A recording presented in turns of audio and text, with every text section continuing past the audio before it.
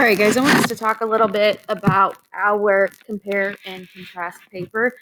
If you have looked at the prompt, which hopefully you have, you'll see that I've broken it up into sections for you, kind of a basic outline to help you get started.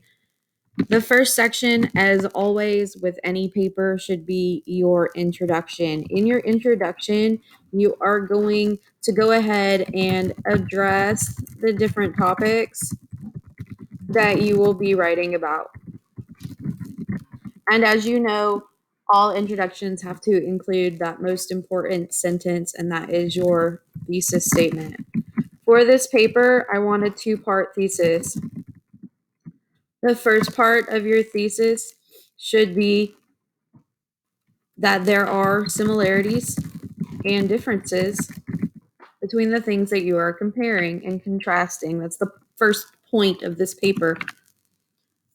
Hopefully you have reviewed the compare and contrast section in your book, and you know that the second point of your paper is going to be to come up with an evaluation. So that needs to be part of your thesis as well. Your thesis needs to have two parts, similarities and differences, and an evaluation. So if we were talking about an occurrence at Owl Creek Bridge, we would want to say something like the short story, and we always write short story titles in quotation marks, an occurrence at Owl Creek Bridge, and the film version of the same have many similarities and differences. That's going to be the first part of our thesis statement.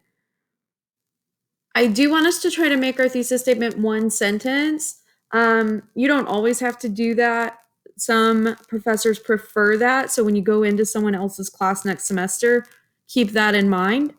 I want to practice it this time in case you do have a professor who prefers that. So we're going to semicolon it so that we can keep the sentence going without starting a new one.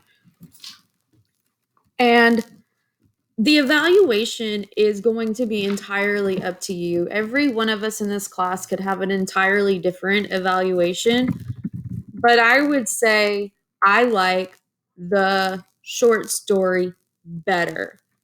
For your evaluation, though, it's not enough to just say that one is better than the other. You need to say better at what? So, what is the short story better at doing? And I would say the short story is better at giving background information in the story.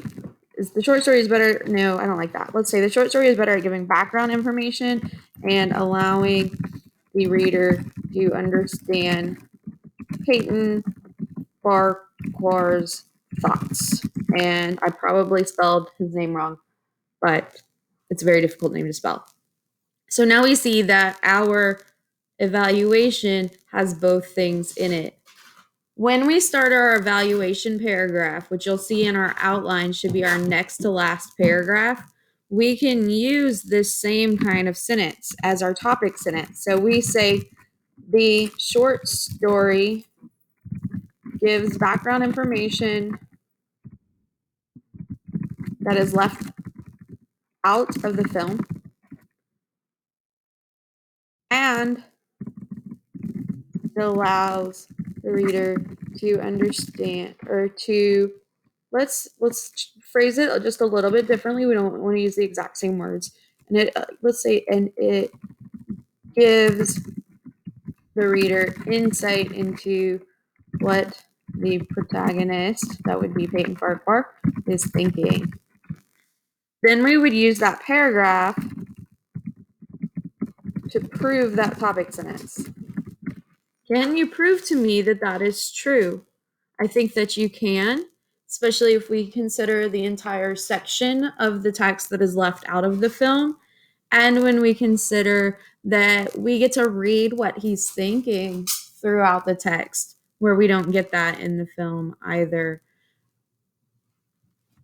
So when we're proving that topic, we want to give examples that prove it. Like I said, you could come up with any number of evaluations. If there are 12 of us in this class, we could have 12 completely different evaluations.